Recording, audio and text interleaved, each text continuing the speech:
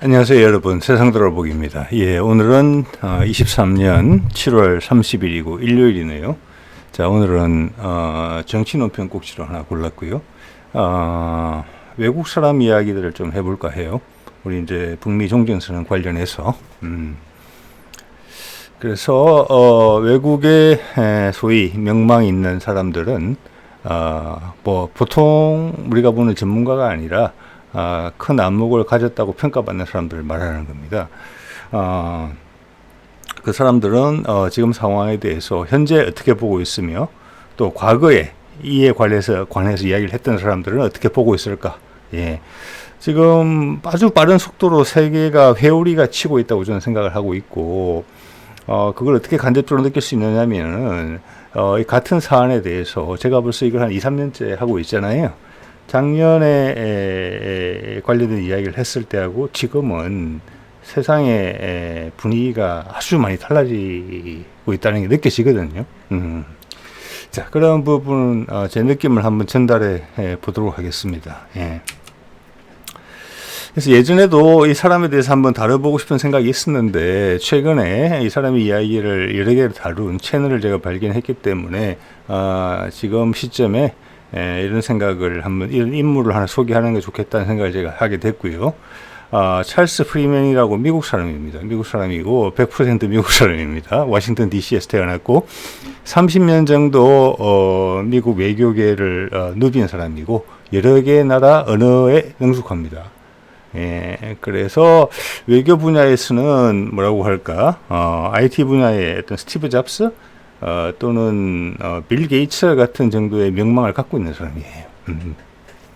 그래서 짧게는 체스 프리맨이라고 부르는 모양인데, 아마 그가 대부분의 30년 이상을 미국 외교가에서 일을 했기 때문에, 그렇다고 뭐 장관이 되고 이런 적은 없었기 때문에 아시는 분보다는 모르시는 분들이 좀 많으리라고 생각이 듭니다. 그래서 이게 최근에 이 사람은 이제 현안에 대한 언급들을 했죠. 충분히 우리가 한번 참고할 만한 내용들이 있어요. 제가 뭐 쭉 정치논평에서 다루는 이야기하고 또 맥락이 겹치는 부분이 많이 있습니다. 자, 이 사람에 대해 설명을 좀 보태보자면은, 이 사진이 닉슨 대통령하고 옆에 주얼랜드, 중국의 1972년 아마 이제 미국과 중국이 새로 관계를 다시 정상화시키는 그 시점인 것 같아요. 그때 뒤에 보이는 젊은 사람이 오늘 소개해드리는 찰스 프리만입니다. 1943년생이니까 만 30살이 안 됐을 때 이걸 했어요. 중국어 통역을, 닉슨의 통역으로 이제 활동을 했던 사람인데, 이 사람에 보면은 중국어, 불어, 스페인어, 아랍어, 이 네 개 국어에, 네 개 언어에 다 능통을 하고, 그 외 다른 언어들도 몇 가지 상당한 수준으로 구사할 수 있다고 합니다. 그래서 약간은 그의 이력을 제가 쭉 살펴봤는데, 약간 천재과 이런 쪽에 가까운 사람이라고 봐야 돼요. 그래서 아까 제가 빌 게이츠나 뭐 스티브 잡스 말씀을 드렸죠. 자, 여기 보면은 이제 영어로 되어 있는 거 그냥 가져왔으면 죄송한데, 여기 말하는 내용이 뭔고 하니, 오바마 대통령 시절에 미국이 이제 내셔널 인텔리전스 어쩌고 이런 걸 만들어요. 국가정보국인가 뭐 이런 걸 만들어요. 그게 뭐냐면은 미국의 여러 가지 그 당시 16개 정보 자산이 있는데 다 루트가 다르다는 거예요. 올라오는 데가. 어떤 거는 뭐 국방부로 가고, 어떤 건 CIA로 가고, 어떤 건 저리 가고 이리 가고. 그래서 이걸 총체적으로 취합을 해서 상황 분석을 해야 될 필요가 있다라고 해서 만들어진 조직이에요. 그래서 그 부속 조직으로 내셔널 인텔리전스 카운슬이라는 걸 만들었는데, 이게 그 16개 기관, 지금 17개라고 돼 있어요. 이 내용에 보면은 그 들어오는 내용을 전체 취합하는 거예요. 전 세계가 어떻게 돌아가고 있는지를 보는 거죠. 그 수장 자리로서 이 사람을 임명했던 바가 있었어요. 임명했는데 반대에 의해서, 반대 여론이 아니라 일부 정치적 공세가 있었어요. 그래서 이 사람이 포기합니다. 그거를. 그 정치적 공세의 핵심은 뭐냐? 이 사람이 이스라엘 발언을 많이 했다. 이스라엘에 반하는 사람이다. 이렇게 돼가지고 이 사람이 낙마를 하게 된 겁니다. 어떤 성향인지 아시겠죠? 자, 뭐 이 정도 설명을 좀 드리면 될 것 같고, 최근에 이제 우크라이나전에 대해서 이 사람의 식견을 한번 확인을 해볼게요. 여기 보면은 어떤 그 사람 개인의 의견이라고 일단 볼게요. 저도 비슷한 의견을 가지고 있습니다. 그래서 그게 일치되는 부분이 많았기 때문에 이제 관심이 생긴 거죠. 미국이 도발했다 이렇게 보고 있어요. 러시아의 우크라이나 침공을. 예. 이게 이제 뭔 말인고 하니 거기에 우크라이나 동부 지역은 항상 문제가 많았고 내전이 있었어요. 그래서 유럽에서 달라들어서 그것을 떼어놓으려고 했죠. 말리려고 했고 그게 민스크 협정이라는 것으로 결론이 났어요. 양쪽이 뭐 어디서 잘잘못이 있었는지 모르겠지만 잘 지키지를 못했어요. 그 주된 내용은 뭐냐면은 지금 러시아가 침공해서 확보한 지역에 대해서 약간 중립성을 유지한다. 자치권을 유지하면서. 그래서 우크라이나가 공격 같은 걸 안 한다. 그러면은 러시아도 손을 떼겠다. 왜냐, 러시아 입장에서는 아조프해를 통해서 흑해로 들어가는 남쪽 중요한 남쪽 루트거든요. 세상으로 나가는. 그리고 거기는 모스크바까지 거리도 얼마 멀지도 않아요. 예, 그래서 거기를 빼앗길 수 없는 지역이에요. 예, 그래서 이제 뭐 그 근처에 합병도 이제 병합도 있었고 그랬죠. 그렇게 이제 말려놓은 건데 미국이 어떤 식으로 이제 수석거렸느냐. 우크라이나를 나토에 가입시키지 않았지만 거의 나토국에 준하는 수준으로 군사력을 강화시켰고 거기에 최근에 나토에 가입했던 동국군 나라, 뭐 폴란드나 이런 나라들처럼 러시아를 겨냥한 무기를 배치를 하기 시작한 거죠. 예, 그러면서 수석거렸고 러시아는 경고를 당연히 했죠. 거기에 대해서 압박을 넣고. 그렇지만 그게 거침없이 진행이 됐기 때문에 러시아의 침공이 유발됐다. 이렇게 보는 시각을 가지고 있어요. 예. 뭐. 그래서 뭐 이걸 다른 쪽에서는 대리전이다. 이렇게 표현을 많이 하고 있고 지금 이 프리만이 이야기하는 것은 타이완 해협에 있어서도 마찬가지예요. 미국이 긴장을 고조시키는 방식이. 중국의 침공 가능성을 계속 언급하면서 어떻게 보면은 중국아 침공해라. 그럼 우리가 한번 손봐줄게. 이런 느낌을 주는 부분이 있거든요. 그리고 미국이 관여하는 많은 전쟁에서 그런 부분이 보입니다. 한국 전쟁도 그런 의견이 많이 있습니다. 공평하게 다뤄지지 못하고 있어서 그렇지. 예민한 주제이기 때문에 뭐 저는 근데 예민함에 대해서 별로 개의치를 않기 때문에 말씀을 드리자면은 미국이 어렵게 확보한 게 한반도 남쪽이에요. 소련의 진군이 너무 빨랐기 때문에. 그래서 어렵게 확보를 했는데 그 모든 것을 무기 하나 주지 않고 비운다. 그리고 미국이 관여할 수 있는 관여하고 싶은 선은 그 에치슨 라인이라고 그래서 한반도를 딱 남한을 배제시켰죠. 그러니 김일성이 유혹을 느낀 것이죠. 그래서 미국은 거기에 대한 이제 계획이 있었죠. 미국은 깔끔히 철수해서 미국의 뭐 민간인이나 군사 지원단이 고립된 바가 없어요, 전혀. 그러면서 일단 남침이 발생하자 체계적으로 대응을 했죠. 생각보다는 북한군이 셌죠. 예. 자, 그런 이야기도 있고, 타이완도 그렇고, 러시아도 그렇다. 이런 맥락을 한번 여러분이 생각해 봤으면 좋겠다는 생각이 좀 들고요. 이런 것을 또 어떤 식으로 지적을 하느냐 하면은, 미국 국방장관이 우크라이나전을 대하는 임할 때, 거기에서 꺼내드는 주요 단어가 뭐냐면은, 위험에 빠진 우크라이나를 구원한다, 이런 게 아니에요. 러시아를 고립시킨다. 다른 나라로부터. 그래서, 정권의 교체를 촉발시키고, 경제적으로 고립시킨다. 푸틴을 찍어내겠다. 다 성공하지 못했죠. 예. 경제 제재를 했음에도 불구하고 러시아 경제는 뭐 나름 괜찮죠. 푸틴은 건재하죠. 이런 것들이 더 강조된다는 거. 자, 이런 것으로 이제 간접적인 증거가 아니냐, 뭐 그걸 따져서 이야기하지 않지만 한 사실로서 이야기를 하는 겁니다. 그리고 최근에 러시아 곡물기지라는 게 있는데 이게 우리나라에서 잘 안 알려져 있는 건데 어떻게 보면은 이제 미국의 야비함 이런 게 많이 드러난 거예요. 작년에 전쟁을 하고 있던 6월인가 7월인가 요맘때 러시아하고 우크라이나 그리고 터키 유엔이 약속을 한 거예요. 우리가 비록 전쟁 중이지만 곡물 운반은 하자. 왜냐, 러시아와 우크라이나가 각각 1등 하고 한 3등, 5등 이 정도 될 거예요. 전 세계 곡물 수출에. 그래서 아프리카 나라가 우리가 전쟁을 하면서 곡물이 공급이 안 되면 힘든다. 그 사람들은. 그래서 유엔도 거기 들어간 거예요. 이 수출, 이걸 실은 배만큼은 마음대로 수출할 수 있게 해주자. 그래서 1년 기한으로 약속을 한 게 곡물 딜이에요. 터키는 왜 들어갔느냐? 그 흑해를 주관하는 많은 부분이 터키가 있기 때문에 터키가 들어간 거예요. 보장을 해주는 거죠. 안전보장을. 자, 그런데 결과적으로 어떻게 됐느냐? 그 많은 곡물은 아프리카로 가지 않고 경제난이 심각해진 유럽으로 갔어요. 예. 그래서 가스 대란도 있었죠. 뭐 노드 스트림 폭파도 되고 거기서 곡물 대란까지 일어나면 안 되기 때문에 곡물 가격을 안정시키기 위해서 미국이 그걸 한 거예요. 왜? 러시아는 이런저런 이유를 대서 수출을 못하게 했거든요. 그래서 러시아가 이번에 그것을 갱신하지 않았어요. 그럼 거기를 막아야 돼요. 막겠다는 거예요, 군사적으로. 그러면 이게 우리한테 보도는 많이 안 되지만 식량 대란이 발생할 수가 있어요. 자, 거기서 뒤통수를 쳤다고, 러시아의 뒤통수를 쳤다고 프리맨이 표현을 하는 겁니다. 그래서 나토와 유럽, 미국에 대한 신뢰를 러시아는 완전히 잃었다. 지난 수백 년간 러시아는 유럽의 일원이 되기 위해서 노력을 해왔지만 이제 그런 기대를 아예 버릴 것 같다. 이런 암담한 추측을 하기도 해요. 저는 100% 동의하지는 않습니다. 왜냐하면 나라는 이해관계거든요. 그걸 넘어서는 딜을 해야 되는 부담이 생겼을 뿐이지 그런 딜을 꺼낼 수는 있다고 저는 보는 겁니다. 예.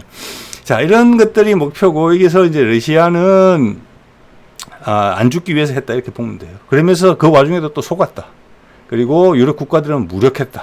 우크라이나는 결국 이용만 당했다. 이 대화 중에 나오는 내용을 보면 우크라이나 국민의 3분의 2나 4분의 1이 나라를 떠났다고 합니다. 예. 그리고 지금 잃어버린 땅은 민스크 협정을 따랐으면 우크라이나 영토로 남아 있었을 텐데, 비록 자치권은 부여하더라도 이제는 러시아가 내줄 생각이 없죠. 그리고 군사적으로 우크라이나가 열심히 싸우고 있지만 러시아를 이길 수가 없다. 그건 나토도 알고 있다. 예. 그래서 러시아는 그렇다고 우크라이나를 정복할 수도 없다. 예. 그래서 버티기 전술을 하고 있는 거다. 1차 세계대전 때 참호전 하듯이 전쟁이 벌어지고 있다. 젊은이들만 죽어나간다. 여기서 미국이 또 다른 어떤 행동을 악화시키는, 우크라이나전을 악화시키는 행동을 하게 되면은 이번에 곡물 뒤에서 보여주다시피 이 김에 러시아는 아예 흑해를 면한 우크라이나의 주요 항구 도시 아데산가 그럴 거예요. 거기까지 확보할 수가 있다. 그렇게 되면은 우크라이나는 내륙국이 된다. 그러면 곡물을 수출할 길이 전혀 없어진다, 해외로. 그럼 세계 사람들한테 공급할 밀이 없어진다. 유럽이 죽고 난다. 전 세계의 곡물값이 폭등하겠죠. 우리 라면값도 오를 거다. 이런 생각을 해볼 수 있어요. 자, 그런 이야기들을 이 사람이 좀 하고 있고 설득력이 있다고 봅니다. 예. 왜냐, 러시아도 쪼우는 맛이 있는 것이죠. 자, 그리고 이제 프리만이 이야기하는 것 중에 하나가 이런 거죠. 이렇게 예상하는 사람은 많습니다. 일극화에서 다극화로 간다. 지금은 미국 혼자가 주도를 한 지가 지금 한 30년 넘어가고 있죠. 그래서 중국하고 이극 체제로 간다가 아니고 다극화 체제로 간다. 왜냐, 지금 아프리카 국가들, 중동 국가들, 동남아시아 국가들, 그리고 남미 국가들이 옛날에 줄서기 바빴던, 저 이뻐해 주세요, 이런 상황에서 많이 달라졌다. 그들만이 살 길을 찾기 시작하고 목소리를 내기 시작했다. 이게 다극하고, 이번 우크라이나전을 통해서 그게 더 강화됐다, 오히려. 우리 살 길을 찾아야 되겠다. 믿을 놈이 아무도 없다, 이 세상에. 그게 이번에 미국이 제가 제목에서 깨달음이라고 이야기를 했는데, 미국이 뼈저리게 아마 깨닫고 있을 거예요. 그리고 그 사람들은 본능적으로 아는 거죠. 그런 나라들은, 제3지대에 있는 나라들은 미국이 옛날처럼 그걸 강제할 만한 강제력이 떨어져 있다. 우크라이나전을 진행되는 걸 보니까. 유럽에서 지금 가담하고 있는 나라들도 프랑스나 독일 같은 게 같은 나라들이 주도하는 나라들인데, 틈만 보면 미국이 뒤통수 치려고 할 겁니다. 그래서 우크라이나전 이후에 아프리카, 중동, 남미와 중국과 러시아에 급속히 가까워지고 있다. 예. 러시아 지금 우크라이나 침공에 대해서 미국이 전 세계 여론전에서 이기고 있지 못하다는 이야기를 하고 있어요. 우리나 일본, 유럽도 다 아닙니다. 이런 몇몇 나라에서만 이걸 흑백 논리로 봐서 러시아를 악마화하고 있지만, 그리고 우크라이나를 승리의 피해자로 보고 있지만, 그 외 많은 지역, 좀 전에 말씀드린 아프리카, 중동, 남미, 동남아는 전혀 그렇지 않습니다. 예. 이게 큰 패착이에요, 바이든의 현재. 자, 그리고 미국의 현실은 어떠느냐. 쇠퇴기에 접어들었다. 희망이 없는 미국이 됐다. 이거는 어떻게 생각하시면 되느냐면, 지금 우리나라에서 힘들어서 외국으로 이민 갔으면 좋겠다는 사람들이 있을 수 있어요. 그분들한테 한번 물어보고 싶어요. 미국 이민 가고 싶으세요? 제일 고민을 많이 하는 사람들이 그 사람이거든요. 미국에 대해서 어떻게 보는 건지, 안전한 것인지, 애들 교육은 어떤 것인지, 경제적으로는 여기보다 지금 우리가 있는 것보다 풍요로울 것인지, 고향을 떠나는 그 반대의 급부를 충분히 보상받고 남음이 있을 것인지, 평생 씨를 그쪽에서 퍼뜨려야 되는데, 옛날과 많이 다를 거라고 생각합니다. 더 이상 미국은 희망을 제시하는 그런 장소는 아닌 것 같아요. 아마 관광객 같은 것도 많이 줄었으리라고 봅니다. 미국에 여행 가고 싶으세요? 경찰에 총 맞을 수도 있고, 강도들의 총을 맞을 수도 있죠. 자, 그렇고 또 이런 겁니다. 미국이 쇠퇴했다고 보는 거는 지금 캘리포니아에서 고속철을 건설하려고 하죠. 샌프란시스코에서 캘리포니아까지, 죄송합니다, LA까지 할만하죠. 미국에서 가장 선도적으로 추진하는 곳인데 벌써 한 10년, 20년 됐어요. 지금 건설한 킬로미터 수가 100km 정도밖에 안 돼요. 우리 같았으면 벌써 한 2개 정도 건설했을 거예요. 그러면서 수많은 이권단체들이 개입하고 의견을 조정을 못해요. 추진을 못하는 거죠. 그러면서 시간이 오래 걸리니까 비용이 눈덩이처럼 불어나요. 천문학적인 금액이 들게 생겼어요. 결국은 못할지도 몰라요. 그겁니다. 우리가 몸이 아주 나이가 많이 들면은 마음은 박남정인데 몸이 안 따라간다 그러잖아요. 하고 싶은데 몸이 안 되니까 못하는 거예요. 산책을 가고 싶어도 무릎이 아프면 갈 수가 없잖아요. 더 가고 싶죠. 그러면 그렇지만 갔다 오면 무릎이 너무 아픈데 못 가는 거잖아요. 약을 먹어야 되고 밤에 잠도 못 자고 아파서. 그게 미국의 상황이라고 보시면 돼요. 많은 부분에서 그게 있어요. 그 점에 대해서 지금 프리맨이 이야기를 하고 있어요. 자, 또 하나 이제 중요한 거는, 그러면 미국이라는 이 패권국이 그 지위를 통해서 세상을 어떻게 보면 지배해 온 것인데, 그런 지위를 잃는 것을 쉽게 용인하겠느냐, 인류의 역사를 돌아보자, 그런 적이 있느냐? 아니다. 안타깝지만 우리 인류의 현재 수준은 이런 갈등이 극복해서 새로운 체계로 넘어갈 때는 꼭 전쟁이 발생하는 빈도가 높았다 라고 조금 암울하게 봐요. 저는 반드시 안 그럴 수도 있다고 봅니다만은 그의 의견도 일견 맞아요. 자, 이거는 이제 미래의 물결이라고 프랑스의 스카기라고 불리는 자크 아탈리인데 2006년에 발간한 책이에요. 예전에도 한번 소개드렸던 내용인데 거의 많이 안 보셨을 거예요. 한 번 더 소개드립니다. 지금 제가 1년 정도 됐어요. 1년 반 정도 전에 제가 소개를 드렸는데 지금 보니까 또 새롭네요. 2006년이고 우리나라에서 발간된 거고 아마 실제 프랑스에서 쓰여지기는 더 몇 년 전에 쓰여졌겠죠. 번역판 2006년에 나온 것으로 지금 봐지는데 틀릴 수 있습니다. 미국의 점진전 약화, 세상의 구도가 어떻게 바뀌는가에 대한 이야기를 한 거예요. 자, 그게 아까 저기 찰스 프리만을 미국에서 무슨 내셔널 시큐리티 카운슬의 체어맨으로 의장으로 모실 때도 이런 걸 하고 싶었던 거거든요. 체계적으로. 이 사람은 개인의 역량으로 이제 이야기를 한 건데, 보면은 미국이 점진적으로 약화된다. 그리고 연도를 꼽았어요. 그거 상당히 재밌어요. 지금하고 맞춰보면. 네. 자, 그가 뭐라고 했느냐. 2025년 정도가 되면은, 그러니까 한 20-30년 후를 예측한 거죠. 2025년 정도가 되면은 미국의 통제에 대한 저항이 본격화될 것이다. 즉, 패권국에 대한 저항이 본격화될 것이다. 지금 2023년이잖아요. 얼추 비슷하죠. 이게 우크라이나에서 느끼는 미국의 깨달음입니다. 아까 말씀드렸죠. 전 세계 많은 나라들이 이렇게 생각해 줬으면 하는 미국의 바람을 저버리고 있다는 거죠. 그리고 다른 데를 선택해 버린다는 거죠. 우리 건들지 마라. 그리고 우리는 중립이다. 모든 나라랑 친하게 지내고 싶다. 미국 밑에 줄 서라고 하지 마라. 상황에 따라서 우리가 알아서 줄 설 테니까. 이렇게 이야기를 한단 말이에요. 아주 비슷하죠. 35년 정도가 되면 미국이 스스로 통제력을 포기한다 라면서 금융 문제를 언급해요. 지금 벌써 달러 위험하다는 이야기 많이 나오죠. 지금도 어디 유튜버 알고리즘 가끔 제안하는 거 보면은 어디 중국이 검을 산다 이런 이야기 나오죠. 이런 이야기 나온 지 한 10년도 넘었어요. 사실은 그거는 러시아도 마찬가지예요. 달러가 붕괴되면은 뭐에 기대해야 되느냐. 달러를 대체할 화폐가 나오기 전에 그러면 전혀 새로운 화폐가 돼야 되겠죠. 지금의 허점을 갖고 있는 화폐가 돼서는 안 되겠죠. 돈은 공기와 같은 거죠. 물과 같은 거고 전 세계 사람들이 공평한 건데 무조건 써야 되는 거니까 그것을 어떤 특정 국가의 이해관계에 따라서 너 내 돈 쓰지 마. 이렇게 하면은 스스로 기축통화의 그 자리를 차버리는 거죠. 그까지 건들리면은 너무 선이 많이 나간 거죠. 그렇기 때문에 다른 나라에 도망가는 겁니다. 그래서 스스로 통제를 못하고 포기. 지금도 뭐 미국의 비전은 엄청나죠. 지금 미국 전체 예산의 한 20% 30%가 이자일 겁니다. 그들이 빌린 돈에. 언제 갚을지 모르는 거죠. 그게 곧 미국이라는 나라가 패권의 지위를 잃으면은 그 변제를 요구받게 될 수 있다는 거예요. 그 채권을 가장 많이 가지고 있는 나라가 뭐 많이 팔고 있다고 하지만 중국 아니겠습니까? 예. 그런 거예요. 예. 그래서 그런 것이 붕괴되는 게 한 35년이다. 이렇게 보고 있는 거예요. 그러니까 지금부터 한 10년 사이가 상당히 중요하다는 거죠. 자, 그렇게 되면은 전 세계에서 과도기인 상태에서 세계 중심이 현재는 미국에 있는데, 한 10여 개, 죄송합니다. 10여 개의 거점들이 우죽순으로 올라온다.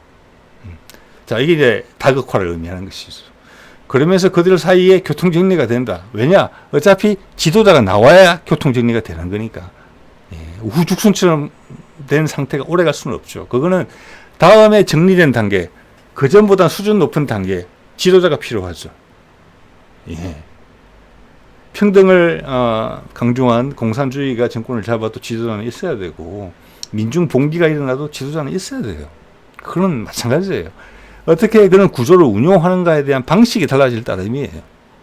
그래서 다중 거점 시대를 거쳐서 한 개의 거점으로 새로운 한국이 선다. 즉 미국이 아닌 다른 곳이 중심 거점 역할을 하는 세상이 도래한다. 그리고 인류는 한 단계 발전한다. 이게 이 사람의 이야기예요. 그래서 이런 부분이 이제 아까 찰스 프리만은 지금 이제 현재 상태에서 보는 스냅샷을 이야기하는 거죠. 일맥상통하는 부분이 있다고 보는데, 아탈리는 이렇게 시간을까지 구체적으로 예측을 한다는 부분은 상당히 놀랍죠. 그리고 이 사람은 여러 가지 책을 썼는데 그중에 여러분 들어보신 분도 계실 것 같아요. 디지털 유목민이라는 표현들이 있었어요. 디지털 유목민. 유목민이 각광받는 세상이 올 거다. 유목민 스타일을 가진 민족이 덕을 볼 거다. 그리고 그런 사람들의 성향이 이제는 전 세계가 내가 꼭 말을 타고 움직이지 않더라도 유목을 할 수 있게 돼 있다. 기업도 전 세계로 확 퍼뜨려 있다가 모았다가 이 나라로 갔다 저 나라로 갔다가. 지금 우리 SNS의 세상, 유튜브의 세상이 좀 그런 세상이 되어 있죠. 예. 그래서 유목민의 뿌리를 가진 우리한테는 상당히 유리하다. 중국보다도 더. 예. 뭐 이런 이야기들을 이제 했던 것이죠. 예. 자, 그럼 아탈리가 그린 이제 이야기를 한 게 이거예요. 세상의 거점이 어떻게 바뀌어 왔느냐 보면은 처음으로는 이제 산업혁명이 발생하면서 전 세계 중심이 영국이 됐다. 그죠? 그 다음 이제 컨베이어 시스템을 이용한 대량 생산 체제가 발달이라는 신기술이 등장을 하면서 미국 동부 지역으로 세계 중심이 옮겨갔다. 지금 뭐 주로 이제 뭐 보스턴이나 뭐 시카고 이런 데를 이야기하는 것이겠죠. 그리고 저에서는 대륙이 바뀌었잖아요. 나라도 바뀌고. 저 과정에 전쟁이 있었다. 뭐냐? 1차 세계대전, 2차 세계대전을 거치면서 됐다. 기존의 거점이 쉽게 포기를 안 한다. 그리고 그 다음에는 1960년대에서 90년대 미국 동부에서 미국 서부로 간다. 즉 캘리포니아로 간다. 뭐냐? 그때는 정보 산업이 발달했다. 컴퓨터 같은 게. 그래서 현재는 캘리포니아 정도가 전 세계를 주도하고 있는 세력이다. 저는 거점이라는 것은 투자가 몰리고 그냥 실리콘밸리 생각하시면 돼요. 투자가 몰리고 인재가 몰리죠. 그럼 그 사람들을 수용할 수 있는, 교육할 수 있는 세계 최고 수준의 대학들이 생겨나고, 그게 거점이라는 거예요. 자, 저기서는 이제 나라 간에 움직이기 때문에 전쟁이나 부분 같은 건 없었고, 그 다음 단계로 어디로 가느냐? 아탈리의 예상은 아시아로 간다. 그게 중국인지 일본인지 한국인지 그 셋 중에 하나일 가능성이 높아 보이는데 어디라고 말하기는 어렵다. 그러면 여기에 부과될 기술적 혁신이 부과가 돼야 된다. 즉 미국에서는 당해낼 수 없는 저건 우리가 못 이겨 는 그런 부분이 등장을 해야 된다. 지금 생각하면 그게 4차 산업이나 수소경제 같은 부분이에요. 예. 지금 이미 공식적인 자료를 보더라도 미국이 차세대 기술에서 중국에 많이 뒤지고 있고 우리보다도 전체적으로 뒤져요. 예전에 제가 그런 내용 다룬 적도 있는데 뒤에 붙여놓도록 하겠습니다. 자, 그러면 태평양을 건너서 아시아로 오는 것인데, 그럼 저기 전쟁이 당연히 나겠다. 왜? 예전에 그랬으니까. 그게 지금 미중 갈등의 핵심이죠. 어떻게 보면은. 예. 이거는 우크라이나전을 통한 미국 러시아와의 갈등과는 천지 차이죠. 그래서 여기서 전쟁이 난다. 왜? 쭉 그래왔으니까. 이거는 아까 앞서 말씀드린 찰스 프리만의 의견과도 비슷한 거예요. 예. 자, 여기서 아탈리가 또 미국 중국 관계에 대해서 이야기를 한 건 있는데, 그게 이제 20년 전에 이 이야기를 한 거잖아요. 30년 전에. 어떻게 예상을 했는구만이 초기에는 관계, 아까 닉슨도 나왔죠. 70대 초에 관계가 정상화됐잖아요. 네. 쌍방의 경제 이익으로 밀월 관계가 형성된다. 예, 맞죠. 저렴한 상품과 달러의 교환이라는 부분. 그대로 잘 설명을 잘 하고 있어요. 그러다가 양국이 이제 긴장 관계가 형성된다. 예를 들어서 너무 커지면은 미국을 압도할 수가 있거든요. 일본이 그래서 옛날에 칼을 한 맞은 거잖아요. 1980년대에 엔화 절상, 엔화 올려라. 일본 물건값 올려라. 지금처럼 계속 그렇게 하면 미국이 망가지겠다, 오히려. 그때 일본이 미국에 뭐 여러 가지 자산들을 구입할 때예요. 이것 때 플라자 합의인가 그럴 거예요. 그때 이후로 지금 30년 침체기에 들어선 거잖아요. 일본이. 자, 우리도 그런 식으로 해서 한번 벗겨 먹었죠. 아시아 경제 위기 왔을 때 IMF 마찬가지예요. 그런 식으로 활용하다가 상당히 크면 한번 때려잡는 거죠. 군기 잡고. 그것을 본 중국이에요. 중국은 그래서 위안화 절상 거부하잖아요. 그래서 갈등이 자연스럽게 된다. 그렇게 예측을 한 거예요. 지금 그 상황이 있는 거예요. 중국은 경제 법칙대로 하자. 그러는 거잖아요. 그래서 뭐 이 예측은 잘 맞았다고 저는 보고요. 지금 현재 진행형이죠. 양국 간 긴장 관계는. 자, 그러면서 한중일을 비교를 해요. 이게 처음 나왔을 때는 우리는 좀 뜬금없다고 들었을 거예요. 아마 2000년대 초반이니까. 아직 우리가 그런 생각 못 할 때거든요. 지금도 뭐 대부분의 사람들은 우리가 세계 중심이 될 가능성이 있다 생각 못 하실지 모르겠어요. 그렇지만 여러분 한류를 자세히 생각해 보세요. 그게 한류만 그렇다고 생각하십니까? 아닙니다.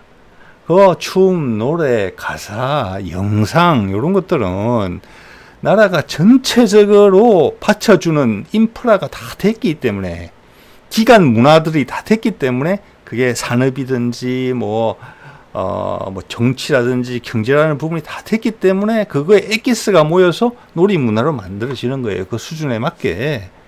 예? 그래서 뭐라고 설명을 했느냐. 아탈리는 한국은 다중 거점 중에서 아까 10개 정도로 이제 분산된다고 했죠. 그러다 뭐 동남아시아 한 군데, 뭐 중동, 뭐 남미 이런 데 막 생겨나겠죠. 유럽도 생기고 가장 중심적인 곳이 될 가능성이 높다. 가장 큰 것이 뭐냐? 문화적 포용성이다. 그게 한국의 장점인 것 같다. 자기가 보기에는 그렇게 이야기를 해요. 그래서 디지털 유목민이라는 게 이게 딱 적용되는 거예요. 그게 우리가 제일 가깝다는 거예요. 그의 다른 책을 빌려서 이야기하면. 제가 마침 어제 그런 말씀 드렸죠. 백제의 어원, 알타이에서 찾은 뭐라고 했습니까, 저희가? 예? 모든 것을 포용할 수 있는 큰 그릇이 백제의 뜻이다. 예. 그런 말씀을 드린 바가 있습니다. 교묘하게 맞네요. 예. 저 문화적 포용성. 예. 우리가 지금 한류, BTS 이런 걸 통해서 목도하고 있다고 봅니다. 중국, 일본 그렇게 합니까? 못해요. 예. 어디 많이 부족한 부분이 있어서 그런 역량이 없는 거죠. 문화산업의 역량이. 그거는 사회 전체가 올라서야 되는 거예요. 그렇게 올라갔다면 우리도 예전에 미국 팝송 듣고 뭐 옛날 라디오에 팝송 프로그램 되게 많았습니다. 여러 개 유명한 DJ도 있었고 코카콜라 마시고 미국 거 따라 하던 시절이 있었어요. 80년대, 70년대 이럴 때. 예. 근데 지금은 미국 사람들이 우리를 따라 하거든요. 전 세계 사람들이 따라해요. 미국이 7, 80년대에 가졌던 그런 문화적 위상을 지금 우리나라가 가지고 있다. 이렇게 감히 말할 수 있는 거예요. 그리고 다른 부분도 그렇다. 자, 중국은 한 2040년 정도 되면 미국 경제 규모를 추월을 할 것으로 예상을 하는데 지금도 딱 그렇게 예상을 하고 있더라고요. 이 사람은 대단한 사람인 것 같습니다.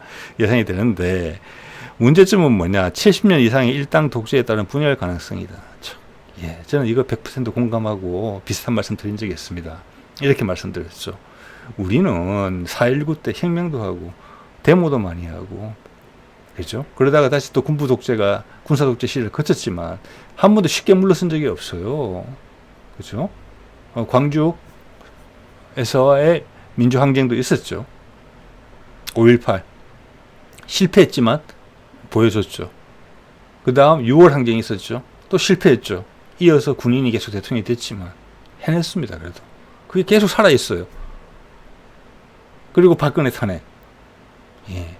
이런 절차가 이 세상에서 최고예요. 중국은 그게 전혀 없죠. 옛날 천안문 사태 한번 밟힌 이후로는 그런 시도가 없잖아요. 지금 오히려 지배체제가 강화되고 있죠. 경제도 계속 커지고 있지만 우리 박정희 때 우리가 고도 경제 성장할 때 그때 생겼던 많은 폐해들 여러분 기억하실 겁니다. 돈이 최고다라는 풍조가 있었죠. 그리고 기존의 가치관들이 파괴됐죠. 외국을 쫓죠. 그런 것들이 이제 여러 가지 질곡을 거치면서 마디마디마다 우리가 스스로 확인하는 그런 행동들을 함으로써 우리 색깔을 찾아가면서 우리는 모르는 우리의 전통적인 것과 만나서 지금의 모습이 된 거예요. 중국은 그 절차가 천안문 사태 이후로는 한 번도 없었던 거죠. 지금 문화적 역동성이 상당히 낮다. 돈만 많다. 우리도 그런 평가를 받던 시절이 있었습니다. 한국이 돈 좀 벌었다고 꽃을 피우려고 그러네. 민주주의라는 꽃을 아직 멀었다. 뭐 한국에서 민주주의가 되는 것은 뭐라고 그러더라? 뭐 쓰레기밭에서 뭐 장미꽃이 피는 것을 바라는 것 같다. 이런 외국의 비아냥을 듣던 시절도 있었습니다. 우리가. 그렇지만 우리는 해냈죠. 왜? 우리가 행동으로 보여줌으로 해가지고 이건 아니다 라고. 근데 중국은 그러지 못했다는 거예요. 지금. 이게 큰 핸디캡이라고 생각을 하고 미국이 그 허점을 알고 있다고 봐줘요. 그럼 나라 자체가 너무 크고 소수민족 문제가 많잖아요. 힘으로 누르고 있는 거거든요. 그래서 조금의 바람만 꺼지더라도 흔들릴 수가 있어요. 자, 그런 부분 아탈리가 이야기를 했고, 일본 같은 경우는 기술적 기반을 이제 확보했다. 맞죠? 문화적 포용성이 부족하다. 인재들이 들어오지 않는다. 아까 말씀드렸죠. 지금 우리도 외국인 노동자들도 많고, 국제 기론도 많고, 뭐 또 조선족들도 들어오고, 뭐 이런 것도 많이 있는데, 그 자체를 저는 전혀 나쁘게 보지 않거든요. 예. 들어와서 살만하니까 들어오는 겁니다. 그리고 한국에서 몇 년 돈 벌고 돌아갔다. 그 다음에 그 사람들이 한국에 대해서 좋은 인상을 가진다. 한국 여행객을 만나면 한국말로 말을 건다. 그럼 나 어디서 일을 했다. 한국에서. 이런 것이 상당히 중요하다는 거죠. 그죠?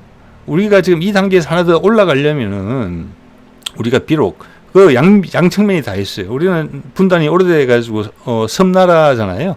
그래서 약간 갈라파고스화 되는 부분도 있지만 다른 한편으로는 약간 문화산업 이야기에서처럼 그렇게 포용력을 보여주고 있어요. 그렇게 돼야지 전 세계 인재들이 들어온다는 거죠. 이게. 예. 우리 인재들이 바깥으로 또 나갈 수도 있고 편하게. 그러면 그들하고 우리가 관계를 맺게 되는 것이고 우리가 그들한테 영향력을 행사할 수 있게 되는 것이죠. 좋은 의미로. 예. 그들이 우리 리더십을 따르고 싶다 하면. 그런 것이 일본이 약하다는 부분이에요. 예. 그리고 미국의 종속을 탈피하기가 어려운 부분이 있고 그런 갈라파고스화가 장기화되다 보니까 기존의 틀을 지키려는 자들은 계속 지키려고 하죠. 그래서 우경화될 가능성이 있다. 이거는 예전에 우리나라에서 이런 예측을 한 바는 있어요. 지금 우리가 좀 그런 모습을 좀 보이고 있는 측면도 있죠. 지금 우리나라는 스펙트럼이 엄청나게 다양해요. 그래서 종전선을 언급하면 반국가 세력이다 이런 말이 이미 나왔잖아요. 자, 그러면 한국의 위험 요소는 뭐냐라고 또 자크 아탈리가 이야기한 걸 보면은 북한이 갑자기 붕괴되는 경우가 생길 수 있다. 혼란이 생기죠.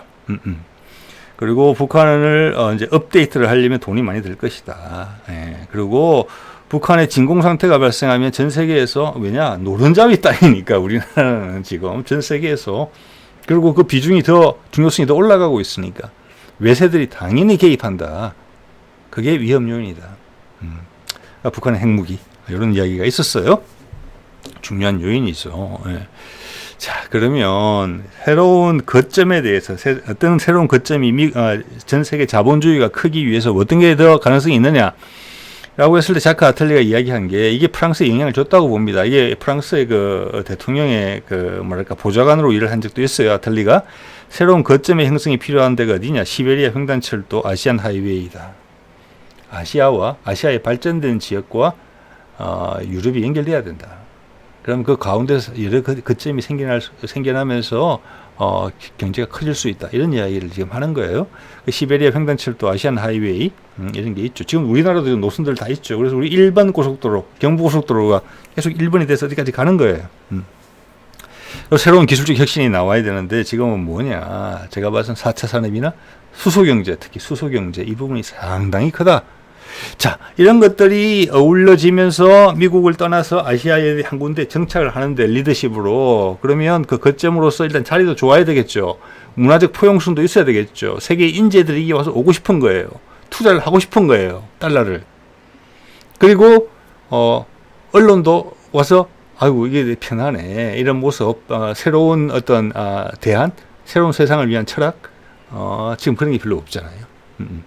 자, 그래서 예전에 뭐 한국 서양의 뭐 유수의 언론들의 아시아 지부가 뭐 서울로 옮기고 이런 부분이 있었어요. 그런 거 상당히 상징적이라고 봅니다, 저는. 자, 그런 것들이 여러 가지 이제 아까 아탈리가 이야기한 것처럼 거점에 요건이고 한국이 절대 뒤지지 않는다. 그 부분에서 이렇게 봤을 때 특히 횡단철도나 시베리아 횡단철도나 유라시아 경제망이 형성이 된다. 수소 경제로 들어간다. 러시아의 동방이 활성화된다. 이렇게 되면 한반도가 더더욱 그 지정학적 위치의 가치가 높아지죠. 자, 그럼 여기서 미국이 선택할 수 있는 게 뭐냐? 저는 바이든 미국이 이번에 크게 느꼈다고 생각합니다. 우크라이나를 하나 상대해서 러시아를 보내는 걸 실패한 거거든요, 결국에는. 그리고 세상이 인심을 잃었어요. 예. 그러면 중국에 똑같은 방식으로 할 수 있느냐? 못하죠. 그렇지만 중국한테 질 수는 없는 거예요. 미국이 폭락을 하게 되는 거니까. 서서히 내려가야 되는데 쇠퇴기가 아니고 바로 사망을 선고받을 수도 있기 때문에 중국을 어떻게 눌러야 돼요. 그러기 위해서는 현재 미국이 가진 패권국의 지위를 최대한 활용해서 새로운 자본주의, 새로운 시장이 형성되는 거, 그리고 인류가 그 다음 단계로 넘어가는 여러 가지들, 빨간 동그라미 안에 들어있는 것들, 이것들을 미국이 아직까지 영향력을 행사할 수 있어요. 이걸 활용할 거다. 이렇게 보이는 거죠. 그러면서 이 동그라미 안에 든 것들은 한국의 위험 요소를 다 제거할 수 있는 부분이에요. 우리를 위해서 그렇고 미국을 위해서 그렇고. 미국은 핵무기 같은 거 위협을 제거할 수 있죠. 남한의 입장에서는 북한의 붕괴, 통일 비용, 외세 개입 이런 걸 배제할 수 있어요. 예. 왜냐? 유라시아 대륙망이 북한을 통해서 내려와야 되는 거니까. 그리고 미국 달러가 지금 가치가 떨어지기 일보 직전이란 말이에요. 너무 많이 찍어내서. 그걸 투자할 때 생기는 거죠. 그 돈에 달러에다 가치를 줄 수 있는 거. 그러면 지금의 외국인 근로자들 그리고 조선족 동포들 이런 사람들이 한국의 어떤 노동력을 제공하기 위해서 기회의 나라로 보고 오는 정도와는 차원이 다른 수준의 인력 유입과 자금의 유입이 이 지역에서 발생하게 되어 있습니다. 한반도에서. 그러면서 중국을 수석거리겠죠. 이 과정에서 중국을 타격을 입힐 수가 있어요. 수소경제 아직 중국이 준비가 좀 덜 돼 있는. 그리고 유라시아 대륙망, 유라시아 물류망을 형성하면서 중국을 배제한다는 거. 그러면서 유라시아 대륙망이 활성화되고 그 거점이 활성화되면은 저쪽은 위구르 지역이고 이쪽은 몽골이에요. 중국으로서는 정치적으로 민감한 곳들이 다른 나라들의 도움으로 활성화돼요. 중국 자체가 약해질 수 있어요. 그리고 어느 임계점을 넘으면은 중국은 지금 정치적으로 되게 취약할 수가 있어요. 아까 말씀드린 그런 이유로. 그래서 어느 순간에서는 정치적인 혁신과 정치적인 진보가 필요하고 시민들의 참여가 필요한 거거든요. 불가피한 희생도 따르고 그런 점이 나타나야 된단 말이에요. 그럼 압축해서 올 수가 있어요. 그게. 거기다가 소수민족 문제가 있죠. 갈라질 수가 있는 거예요. 그게 서서히 쇠퇴해가는 미국으로서는 최적의 선택지예요. 지금 이 그림 속에 있는, 이 슬라이드 속에 있는 이런 것들을 아직은 엮어낼 수 있는 힘이 미국한테 있거든요. 주도권이. 아직까지는. 이것도 그냥 자꾸 방치하면은 그 기회를 놓칠 수 있겠죠. 예. 자, 그래서, 지금 이거는 이제 트럼프하고 김정은이 판문점에서 만나는 장면인데 여기 바이든이 설 수 있는데 벌써 한두 번 시도는 있었죠. 그 어느 때보다 바이든의 마음은 더 조급하다. 이게 필요성은. 특히 우크라이나전을 경험하면서는 더더욱 더 그럴 것이다. 그래서 우크라이나 방식으로 중국을 해결할 수 없다. 예, 전쟁이 나서는 안 된다. 미국과 중국 간에. 그러면 전 세계 전쟁으로 가는 거예요. 그리고 내년도에 미국 선거가 있다. 그리고 지금 방식으로 계속 접근을 했더니 눈치를 보던 세력들이 전부 다 중국 밑으로 가붙는다. 그리고 러시아 밑으로 가붙는다. 갈수록 입지가 줄어든다. 내부의 문제는 갈수록 더 커진다. 외부의 영향력이 줄어들면 패권 국가로서 존재해 왔기 때문에 달러의 영향력이 줄어요. 미국 밑에서 빠져나간 나라들이 다 하는 게 뭡니까? 위안화 거래하겠다. 실물 거래하겠다. 금으로 거래하겠다. 이러잖아요? 그러면 미국은 엄청나게 힘들어지는 거죠. 자, 그래서 액션을 취할 시기는 시기다. 이러다가 가장 크게 걸림돌이 되는 게 의외로 남한 현 정부의 반대일 수도 있겠다. 예. 아까 말씀드린 것처럼 자유총연맹 얼마 전에 기념식에서 이야기했죠. 종전선언을 노래를 부르고 다녔던 그 반국가 세력이라고. 자, 그게 한 번에 말실수가 아니에요. 한 번에 해본 소리가 아니에요. 요번에 통일부 장관 바뀌면서 새로 후보자 나왔죠. 그 사람의 입장에 대해서 여러분이 아마 언론이나 신문들을 많이 보셨을 겁니다. 예. 그런데 이 상황에서 미국이 하겠다. 남북 교류할 테니까 담대한 구상 실현해라. 북한 인프라 지원해라. 미국을 도와다오. 미국의 핵심적인 사안이다. 맞죠? 미국의 목숨이 걸린 사안이에요. 이 선택을 한다면 그 선택할 가능성이 높아 보이잖아요. 그런데 우리는 못해. 나의 정권 유지, 나의 지지 세력과 맞지 않아. 이렇게 될 공산이 높다는 거죠. 예. 자, 그런 것들이 조만간 발생할 수 있다. 이런 말씀을 드리는 것이고요. 자, 그래서 여기서 큰 의미가 있는 것은 참 큰 모순이 이제 존재하는 거죠. 이거 예전에 이제 그때 첫 번째 바이든과 김정은 사이에 중미 북미 종전선언이 거의 무르익었을 때 제가 그것을 이제 한번 보고 그때 했던 이제 논평인데 우리 쪽에서 이런 흐름을 읽고 크게 베팅을 했다. 4차 산업 관련 기술, 수소에너지 관련 기술, 집중 투자했고, 국방력 키웠고, 북한과 시베리아 철도망과 연결하기 위한 철도 건설을 시작했죠. 예, 동해선. 이런 준비들을 다 했고, 미국의 아이디어까지 낸 것 같다. 왜냐? 우리가 조율해 줘야 되는 부분이 있으니까. 북한, 러시아. 예. 그래서 러시아가 우리한테 신뢰를 보여준 부분이 있다. 러시아는 얼굴을 그냥 대놓고 중국에 반대하는 행동을 못 하겠지만 우리 측과 미국 측에 유리한 선택을 해줄 수 있다. 그리고 그게 남북이 결정하는 부분이기 때문에 그게 누가 우호적으로 해주느냐에 따라서 러시아는 그렇게 결정해주면 되는 거니까 그 뒤에 조정하는 건 미국이 하면 되는 거죠. 예. 그래서 이런 그림이 우리 쪽에서 아이디어가 나간 것으로 제가 짐작이 되는데 나중에 돌뿌리가 되는 게 또 우리나라가 된다. 이런 희한한 상황이 좀 목도될 가능성이 높다. 이런 생각을 해보게 됩니다. 자, 오늘 이 정도 하겠습니다. 네.